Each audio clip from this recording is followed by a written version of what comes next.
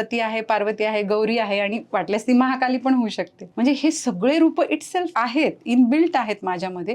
तर मग मला कोणत्या वेळेला कोणती शक्ती जागृत करायची हे शिकल्यामुळं काय झालं, की कुठेच काहीच अडचण येत नाही. म्हणजे आता माझ्या घरामध्ये छोटा मुलगा आहे, 85 वर्षाच्या सासूबाई आहेत, एक मोठा मुलगा आहे, मिस्टर आहेत आणि बाकी सगळं म्हणजे सगळ्या गोष्टी सांभाळता येतात.